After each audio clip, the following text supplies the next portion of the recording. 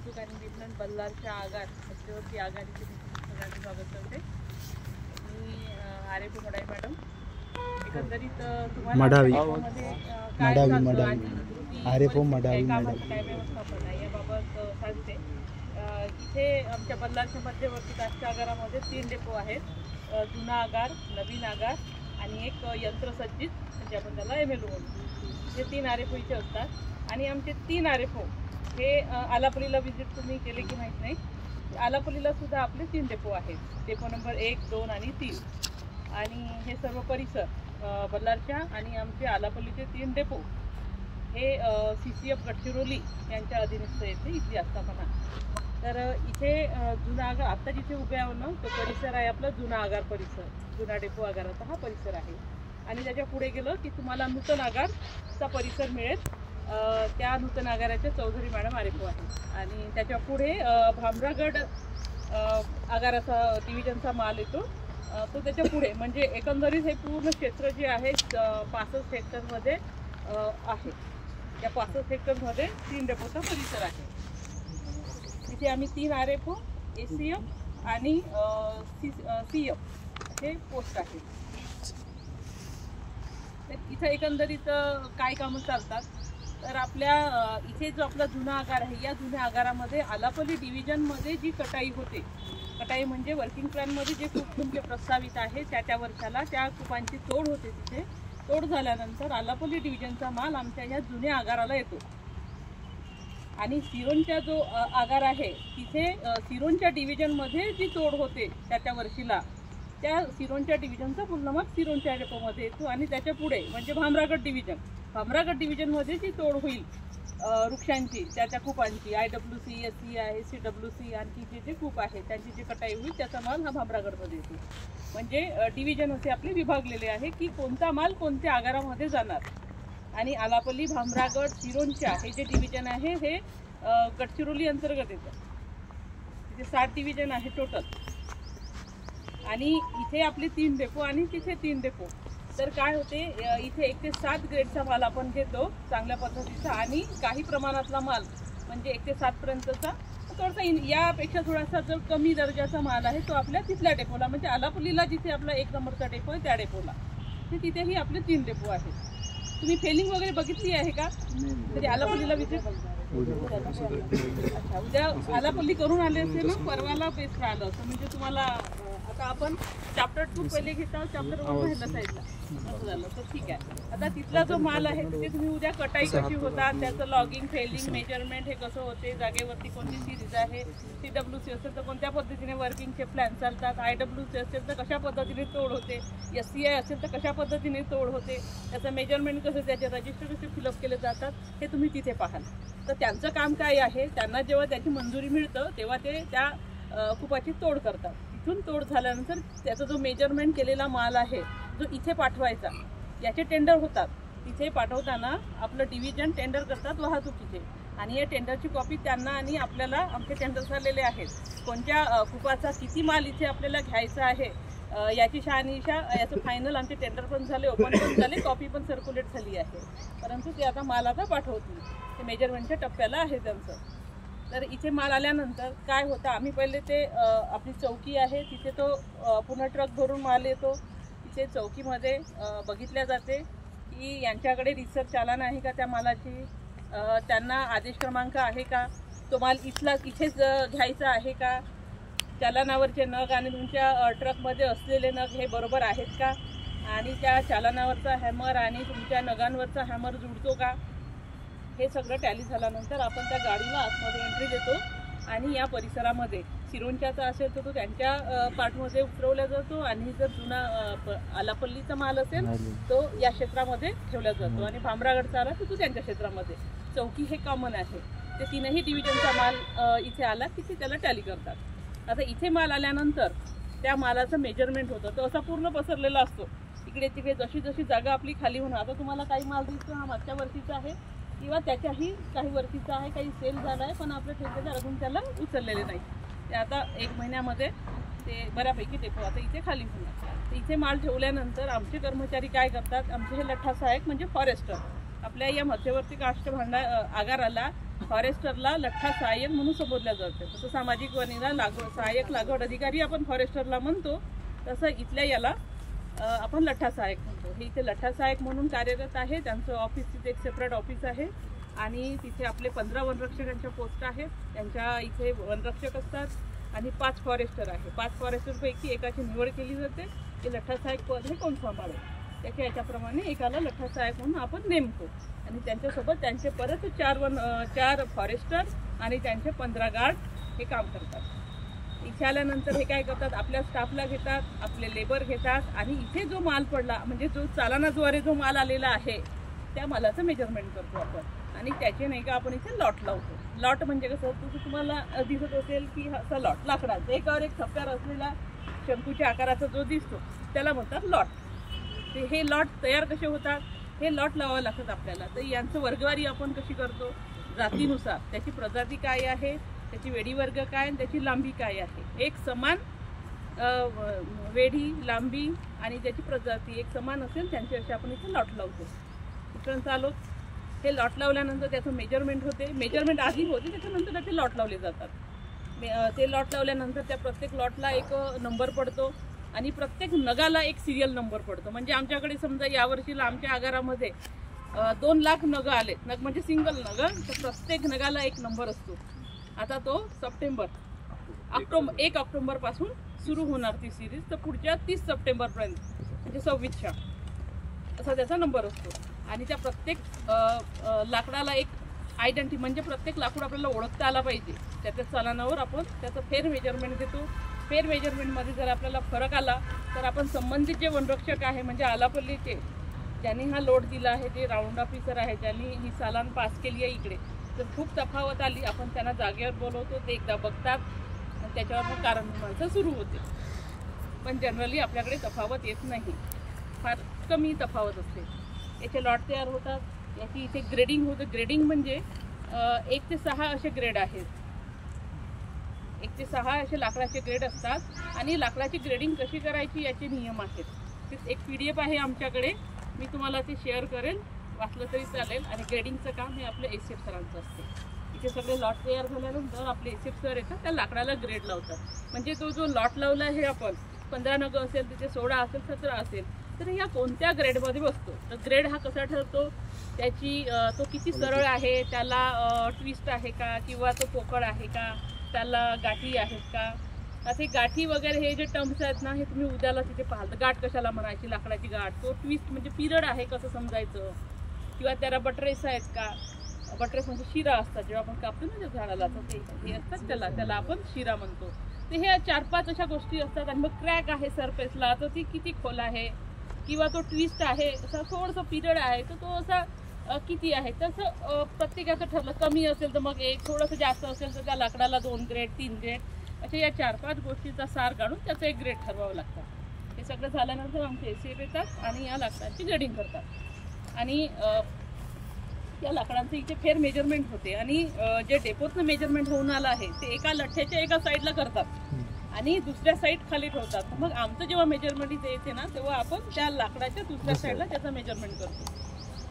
ते आपण तिथे लिहितो. आणि ते लिहितो कशाने, एक नेल मार्क्स म्हणजे फिरासट असते आपल्याला, असं ते मार्करनी वगैरे किंवा पेननी वगैरे नसते. ते जे नंबरिंग करायचं असते प्रत्येकाला, त्याला नंबर जो देतो तो, त्याची लांबी रुंदी, त्याचं घनमीटर जे आलं ते आपण नेल मार्क्सनी त्याला उमटवतो. तुम्हाला तर त्याला खिळासट म्हणतात, तुम्हाला बघायला मिळेल इथे खिळासट. त्या खिळासटनी म्हणजे ते याच्यासाठी की ते 1-2 वर्ष ते जसं आहे तसं आपल्याला दिसतं.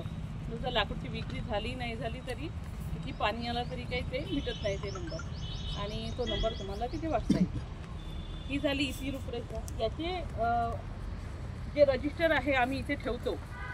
आता ही झाली, मी तुम्हाला ढोबळमानाने सांगितलं की इथे काय कामं चालतात. हे लॉट झाले, त्याची ग्रेडिंग झालं, त्याचं मेजरमेंट झालं. हे सगळं झाल्यानंतर जसं जसं आपलं मेजरमेंट होत जाते लाकडांचं, तशी तशी मात्रा आपल्याला डिव्हिजनला ऑप्शनसाठी द्यावं लागते.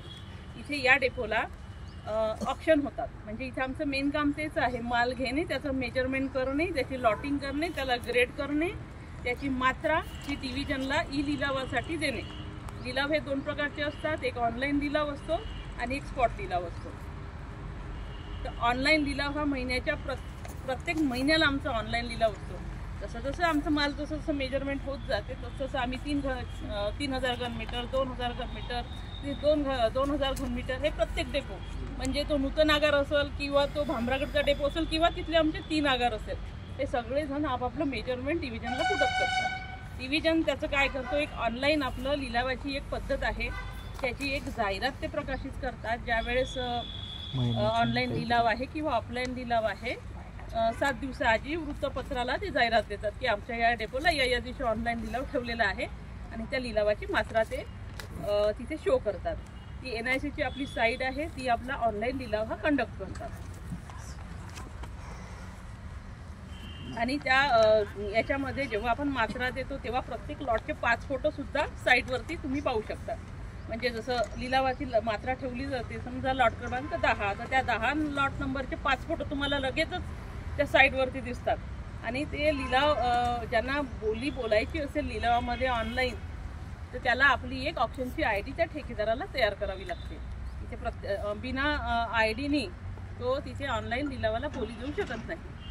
ही लिलावाची पद्धत आहे.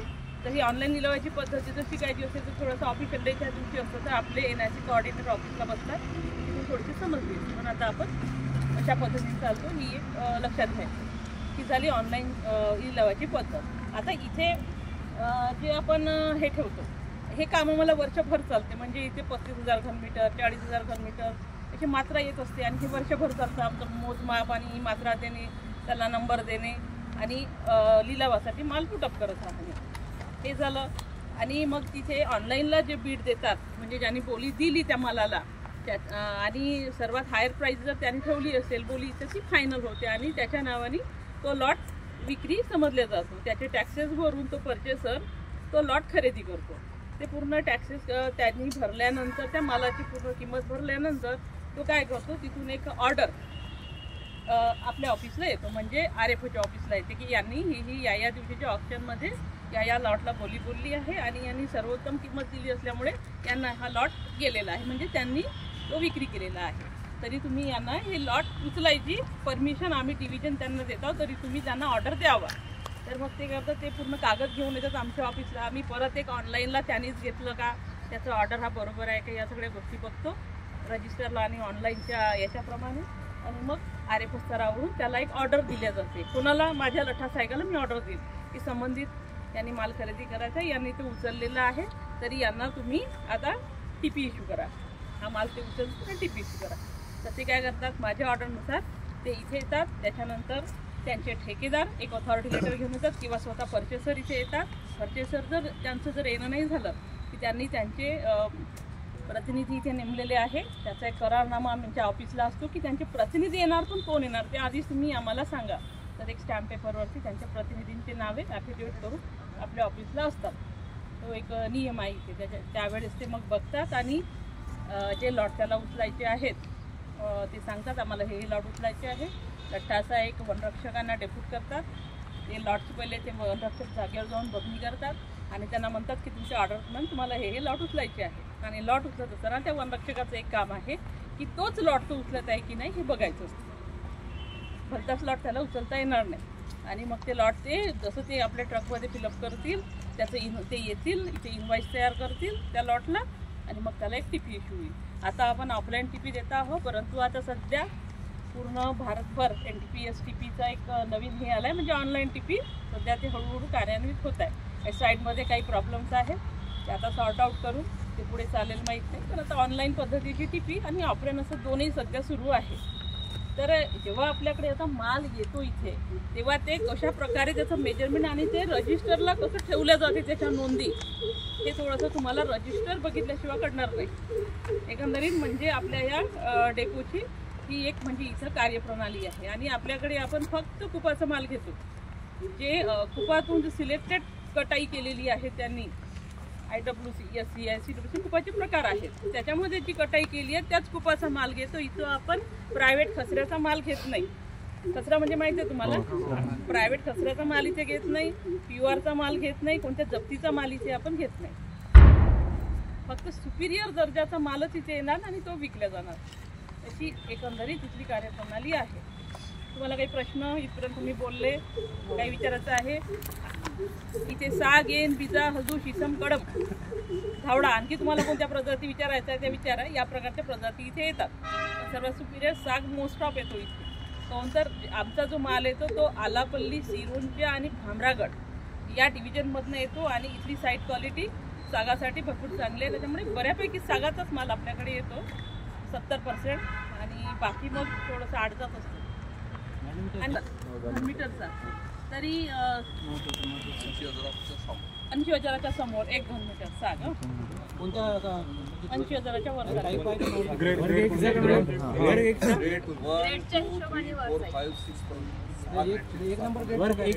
एक नंबर ग्रेडचा काय? एक क्वेश्चन करा म्हणजे फंबल नाही होईल.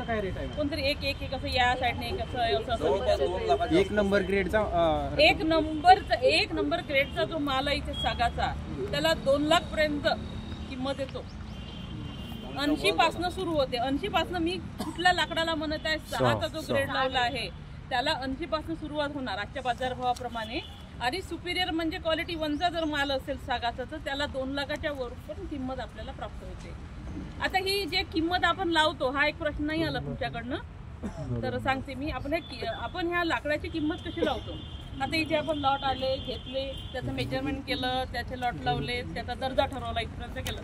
पण त्याचा दर्जा ठरवल्यानंतर याची किंमत कशी लागते तर आपण काय करतो मागील 3 महिन्याच्या लिलावाची सरासरी घेतो आपण. म्हणजे आमच्याकडे प्रत्येक महिन्याला लिलावा होत असतो. ऑनलाईन होतो, ऑफलाईनही होतो.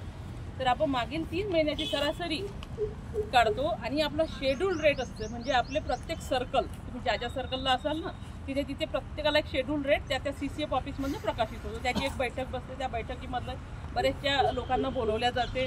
इव्हन तुमच्या जे FM अध्यक्षालाही तिथे पाचारण करतात बरेचदा. त्यांच्या लेवलची ती मीटिंग असते. तिथे एक दर फायनल होतो की म्हणजे आपल्या सर्कलमध्ये आपल्या सागाचा रेट काय असेल, आपल्या एनचा रेट काय असेल किंवा जळाऊचा रेट काय असेल ते पूर्ण आपण तो रेट लावतो आणि तिथे ते फायनल होतं. म्हणजे मग आपल्या सर्कलमध्ये तूट होत आहेत, काही आपल्याकडे तुम्हाला जंगलामध्ये काही हे दिसत आहे, इलिसिट दिसत आहे, तुम्ही मग ते जप्त करता, तुटांना जप्त करता, मालाला जप्त करता, तेव्हा तुम्ही कुठचा रेट लावता तर तो जो शेड्यूल रेट तुम्हाला दिला जातो त्या सर्कलचा त्या रेटने त्याची किंमत लागते.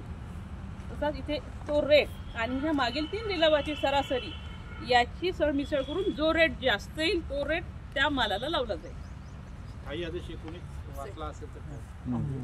जर मालाची किंमत 1 लाख समजा असेल परंतु जर शेड्यूल रेट आपलं हे जास्त येतं सरासरी जास्त जी जास्त असेल ती लावला जाईल.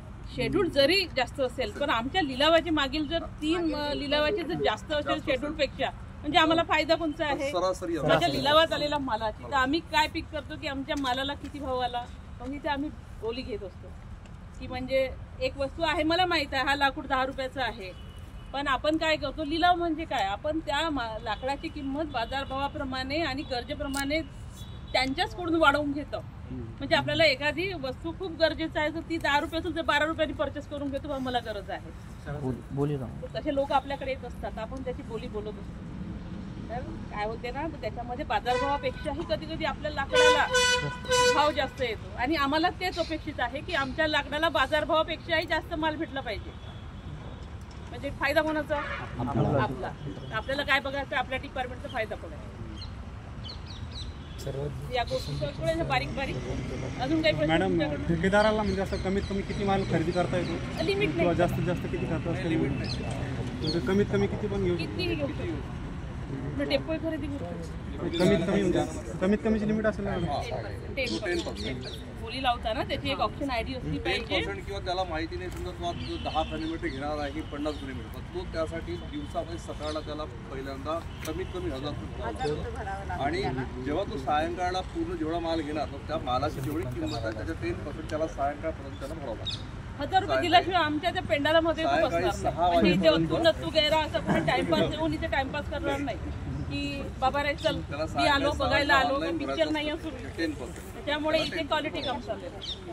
आणि एकंदरीत आपण आज ज्या डेपोला उभे आहे ना तो आपण महाराष्ट्रातला सर्वात नंबर 1चा डेपो समजतो. आपल्या इथला माल आपण संसदेला सुद्धा दिलेला आहे मागच्या वर्षीला आणि आपण अयोध्ये मंदिराच्या बांधकामाला सुद्धा इथला माल गेला आहे. आता अंबेजोगाईलाही माल गेलेला आहे. भरपूर चांगल्या चांगल्या प्रतिष्ठानाला चांगलं याला चांगल्या सरकारी याला म्हणून आपण आपला माल इथनं जातो.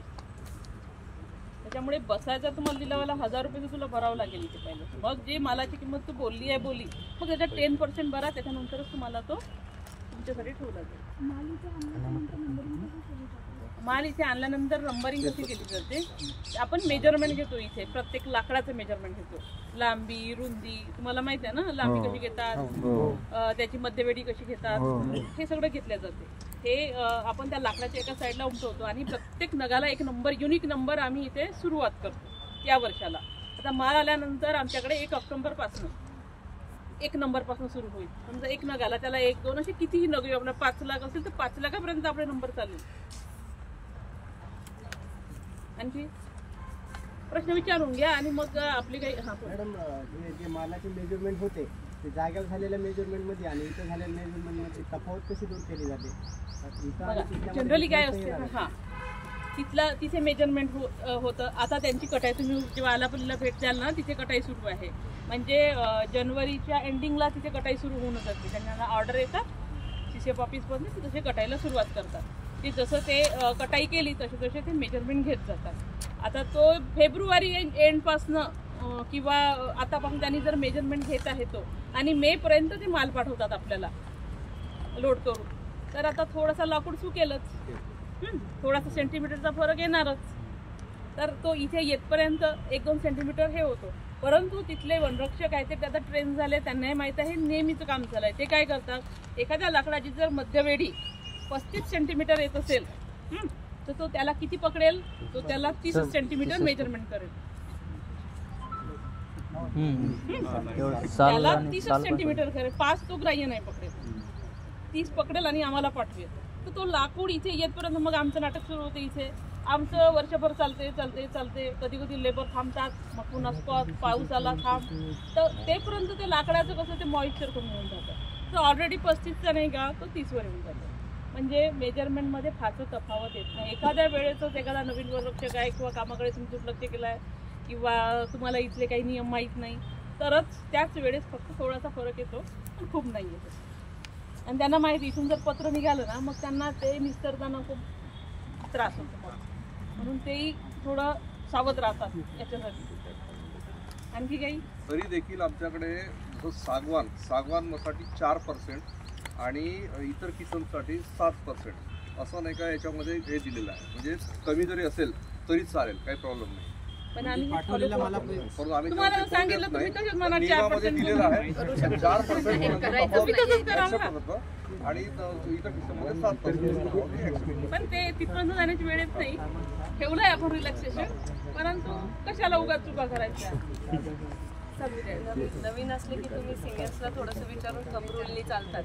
हा चालतो. एकदम डायरेक्टली गणित बेरीज वजाबाकी असं तर एवढं हार्ड अँड फास्ट नाही चालेल. सिनियरला विचारूनच यातलं थंब रूल काय आहे असं विचारून. तिथे पण त्यांच्या जेव्हा नवीन प्रत्येक वर्षी तिथे पण फेलिंगची कार्यशाळा घेतली जाते.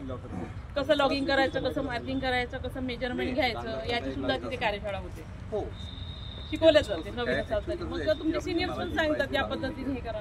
सरासरी असो की प्राईस असो ती ऑलरेडी लागलेली असते, बरोबर आहे. त्यांना त्या प्राईसच्या वर बोलायचं असतं, त्यांना ती प्राईस शो होते ऑनलाईनमध्ये.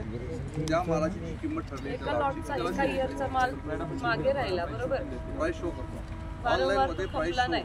आपण वारंवार ऑप्शन मग घेतो, त्याला काय खपत नाही. त्या प्राईसच्या वरती त्याची प्रोसिडिंग पुढे कशी करतात ते विचारा ना. 5,000 10,000 मॅडम, जो मला आता ऑनलाईन मध्ये ठेवलेला आहे, भरपूर मार्क केला, काही माल राहिला, शकतो ना. मला सांगा, मग आपण काय करतो, सेल लावतो. लॉट ऑप्शन म्हणजे एक प्रकारचं सेल. मला मिळाला पाहिजे तो एक चाळीस मान्सून सेल लागतो ना बाजारात, जाता ना तुम्ही कमी दर 50%, बरोबर 20% ऑफ असते त्याला. आणि तो माल असते ना बऱ्यापैकी राहिलेला माल असतो. आमच्याकडे 2 लाखाचा. मग त्यावेळेस काय करतात, तिथे जे घ्यायला येतात ना ते परचेसर बिचारे थोडेसे त्याच याचे असतात, म्हणजे किरकोळवाले, खूप हायरवाले येणार नाही. जे जेमतेम घरेलू वापरतात किंवा थोडासा त्यांचा बिझनेस आहे, काहीतरी फर्निचर मार्ट असे येतात आणि ते त्याला बोली देतात आणि त्याला 20% कमी होते. तो नियम आहे. ऑनलाईनला आपण सगळ्यात आधी स्पॉटला माल जो ठेवतो ना, तो ऑनलाईनला म्हणजे त्याला पहिले ऑनलाईनची प्रक्रियेमधून यावं लागते. ऑनलाईनला 1दा 2दा 3दा त्याची एक प्रक्रिया आहे. मग विड्रॉलला, मग 2 वारला, मग सेकंड 2 वारला, इथपर्यंत तो ऑनलाईन चालतो 5 वेळा, म्हणजे एकंदरीत 5दा. 1 वर्ष झाल्यानंतर ना? नाही रे, प्रत्येक महिन्यात. हा, प्रत्येक महिन्यात ते ठेवत जातं आणि मग 5दा तो झालं त्याची, तुम्हाला 5दा ठेवलं, तुम्हाला कोणी घेतलं नाही 5दा, मग तो बाजारात बाबा तुला आता जागेवरच विकतो म्हणून तो एक स्पॉट आपल्याला असतो. आणि त्यावेळेस नियम आहे, तुम्ही त्याला कमी याच्यात पण सोडू शकता. त्याची आपल्याला CCF परमिशन देतात आपल्या मॅडम, त्याची ऑप्शन देतात, त्याची बीड येते आणि मग ते आपण असं नाही की इथेच, ते मग आपल्या CCF ला पाठवतो आपण आणि ते मंजुरीसाठी पाठवतात. आता ऑफलाईन लिलाव होतात की नाही? होतात. आताच झाले 9-10 मागच्या जवळपास 3 महिन्यातून एकदा होतं. 3 महिन्यातून एकदा. आणि थोडंसं फ्रिक्वेन्सी वाढवली आहे, कारण त्याचा नवीन माल येणार, हा माल केला पाहिजे, आम्हाला जागा पाहिजे. पुन्हा या महिन्यामध्ये मार्चला एक होईल, पण जास्त स्पॉट लिलाव मध्ये नाही हे करतो, खूप आखरीच्या वेळेस. आमच्याकडे इथे माल येतोय, ठीक आहे. आल्यानंतर आम्ही इथून जो आपला जो नाका आहे, इथे आमच्याकडे नाक्यामधून हा माल आहे गाडी बघून घेतो आणि त्यानंतर माल आतमध्ये येतो, ठीक आहे. हा माल इथे आल्यानंतर जेव्हा आमच्याकडे आता जे मेजरमेंट जसं मॅडम सांगितलेलं आहे, तर हे बघा यांच्याकडून आलेलं हे मेजरमेंट आहे पूर्णपणे. त्यांचा डेपो नंबर आहे, त्यांच्याकडून या लांबीचं, या गोलाईचं आणि या घनमीटरचं त्यांच्याकडून आपल्याकडे माल आलेला आहे, इथे आलेला आहे.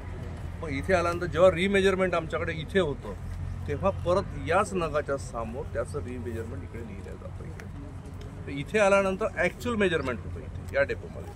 तिथं म्हणजे कसं थोडंफार म्हणजे कमी असतात असं म्हटलं ते करतात, पण इथं ॲक्च्युअल जसं आता इथे 440 आहे, इथे किती ॲक्च्युअली लांबी 445 म्हणजे 5 सेंटीमीटर वाढलेली, म्हणजे इथे परफेक्ट घेतलं जातं, कारण इथल्या आता या इथल्या मेजरमेंटनुसार आपल्याला लाकूड विकायचं असतं, ठीक आहे.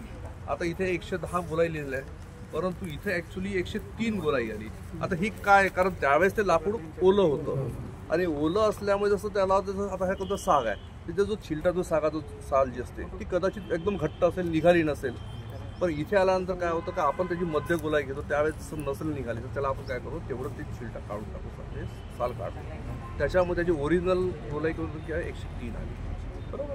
त्याच्यानंतर त्याचं एक घनमीटर हे आणि हे जे घनमीटर हे घनमीटर म्हणजे आपल्या या लाकडाचं घनमीटर, आणि याच घनमीटरनी आपण हे लाकूड सेल करतो. ते लेन दिलं 4 ते 5 मीटर, बरोबर आहे का नाही.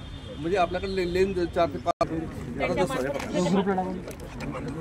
आणि हे मेजरमेंट कसं इथे कसं सर्व नाही का, जेव्हा गाडी खाली होते त्यावेळेस कसं असते का, संपूर्ण जे माल जो पडतो आहे त्याच्यामध्ये लहान मोठे सर्व साईज मिक्स असते त्याच्यामध्ये, असं काय. मग इथून काय तर जसं मेजरमेंट झाल्यानंतर मग सर्व साईजचे वेगवेगळे केलं जाते. म्हणजे सागवान वेगळीकडे, इतर किस्म वेगळे, म्हणजे सर्व प्रजाती निहाय वेगळं, लांबी गोलाईनुसार वेगवेगळं केलं जातं.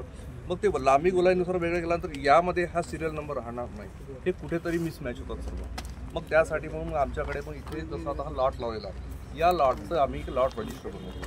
मग या लॉटमध्ये किती नगाचे लॉट आहे ते पाहून घ्यायचं, म्हणजे परंतु लांबी गोलाईनुसार, बरोबर आहे. मग त्यानुसार मग आम्ही तिथे ते लॉट लावतो आणि त्या लॉटचं ह्या रजिस्टरला आम्ही पूर्ण मेजरमेंट घेतो. याला म्हणतात लॉट रजिस्टर.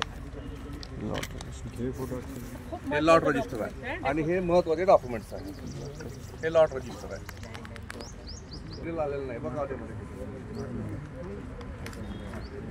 सर्व वेगवेगळे नंबर तुम्हाला दिसतील. म्हणजे हा याच्यात सेकंड नंबर कुठेतरी एखादा बारीक असेल, बरोबर डेमो आहे. आता प्रत्येक लाकडाचं नाही का आम्ही कॅल्क्युलेटर घेऊन आम्ही एक घनमीटर काढू शकतो, कारण एवढं काढणं शक्यच नाही. त्यासाठी आपल्याला शासनाने एक आणि याची एक जंत्री म्हणून आपल्याला हे रेडी रेक्टर आपल्याकडे तयार केलं आहे, मेजरमेंटचं, लाकडाचं मेजरमेंट. आता जसं उदाहरणार्थ हे बघा इथे आहे, इथे बघा माझ्याकडे, हे बघायला तुम्हाला लक्षात येईल, नाही ते येणार नाही. जसं इथे याने हे गर्त आहे म्हणजे गोलाई आणि ही लांबी आहे, इथे तसं आपण बघायचं तसं, ठीक आहे. आता तसं 110 आहे किंवा 113 कोणतंही बघा, सांगा मला, मी सांगतो तुम्हाला. जसं 110 ही तर पायाचं सेंटीमीटर हे गोलायचं आहे, ठीक आहे. 110. आता प्रत्येक पाण्याचे नंबर चेक करा, त्याला 110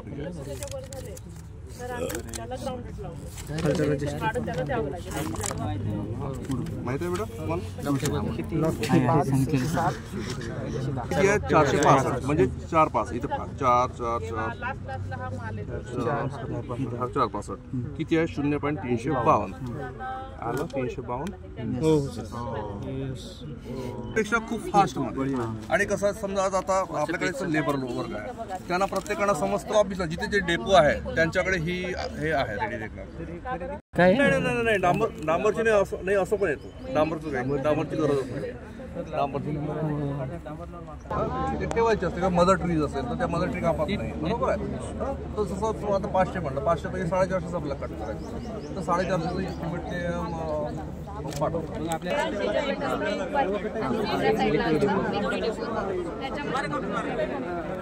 विक्री डिपो जो असते ते विक्री डिपोमध्ये करतात. म्हणजे कुपातला ते आम्ही बघू. जर समजा त्या गोलाईमध्ये किंवा त्या लांबीमध्ये समजा कुठला रेट नसेल तर तो सेपरेटली वेगळा रेट लावला जातो. जसं आता अरे बेटा हे बघा, आता हे बाजूलाच बघा, तुमच्या बाजूला इथे बघा 1 का 2च नग दिसत आहे. या लांबीचे या घरचे लगत सुद्धा नाही, त्याच्यामुळे ते 2च नग मिळाले, 2च लागले. एकच लागतो, त्यात एक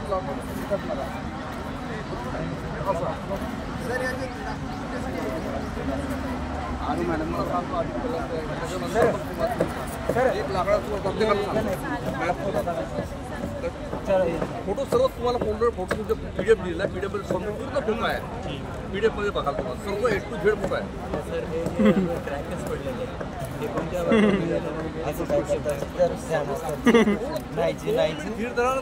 तुम्हाला ABCD सांगतोय, ठीक आहे. मला वाटतं 925 असेल तर मी तुम्हाला हे ओरिजिनल देतो तुम्हाला. दत्त्या कुठे गेला? ठीक आहे. 19 नंबर इथं सर्व एका नंबर लिहिलेला आहे, लाट आहे, वास आहे. तुम्हाला मी सांगतो 1290 हां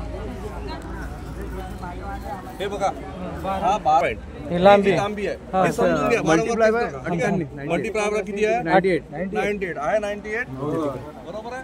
लेटर राहते, त्याच्यामध्ये लॉट नंबर राहते आणि आपल्या रेंज ऑर्डर राहते. आपल्या रेंजमधून साईन मारून एक रेंज ऑर्डर येते, तो ऑफिसला जमा होते. त्याच्यानंतर तो आपल्याकडे येते अथॉरिटी लेटर. आपण अथॉरिटी लेटर घेऊन तो कोणत्या प्लॉटमध्ये आहे, म्हणजे हा जसा हा हा A2 प्लॉट आहे, तो आलापल्ली 1 प्लॉट आणि याच्या समोरचा हा आलापल्ली 2 प्लॉट. तर या प्लॉटमध्ये 932 नंबरची लॉट आहे हे. हां ही तर ही मग आपण जायचं जाग्यावर बघायचं, 37 नग आहेत काय बघायचे, मोजून द्यायचे. 37 नग त्यांच्यासमोर मोजायचे. जे क्रेनवाले येतात, जे गाडीवाले येतात मोजलं तरी त्यांना ते मोजायचे. घनमीटर चेक करायचा आपल्या अथॉरिटीवरचा आणि इथला घनमीटर बरोबर आहे का हा ते चेक करायचं. आणि चेक झाल्यानंतर मग त्यांना ते लॉट उचलायला सांगायचे. मग ते क्रेनमध्ये उचलतात. मग कधी कधी काय होते, प्रिकॉशन काय घ्यायची राहते, तर लॉट जवळ असते. कधी कधी दुसऱ्या लॉटमधला एखादा नग या लॉटसोबत ते घेऊन जाऊ शकतात. तर हे कसं साग आहे आणि खूप किमती आहे, याची खूप लाखामध्ये किंमत राहते. मग ते प्रिकॉशन घ्यायची राहते का लॉट जवळ असेल तर आपण तिथंच राहायचं क्रेन जवळ आणि ते पूर्ण लॉट द्यायची. आणि मग ते लॉट दिल्यानंतर 932 नंबर ज्या अथॉरिटीवर असते त्याला सर्कल मारायचं असतं, म्हणजे ही पूर्ण लॉट दिली आहे, उचलली आहे. आणि मग खाली लिहायचं लॉट नंबर 932 37 नगाची 9.920 या गाडीला लोड देण्यात आले असं लिहायचं. आणि मग ती अथॉरिटी जमा करायची आणि मग त्याची टीपी बनते, इनवॉइस बनते. हे डिसेंबर 24 असं लिहिलं. डिसेंबर 24 हा याला या लाकडाला खूप सारे किती ग्रेडचं असेल? नाही चौथा ग्रेड कोण ठरवतो? एक ग्रेडचा नाही ते नाही. एक ग्रेडच्या मालामध्ये काहीच नाही, पिरियड नाही राहत, काही नाही. एक जवळपास एखादा 9 जवळपास 4 5 लाखापर्यंत